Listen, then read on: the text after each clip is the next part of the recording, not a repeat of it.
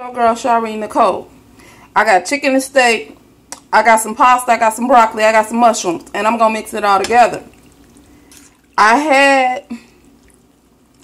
These are my leftovers. But we ain't going to need stress about it. Because I'm combining it. And when it's all done, we're going to have music. Hold on, y'all. Okay, this is what it looked like combined. Okay, I'm going to show y'all the plated product, and then I'm going to show y'all something else, okay? Hold on. This is the plated product, and this is how it turned out, and this is my surprise. I always do a double. These are pull-apart pizza bites.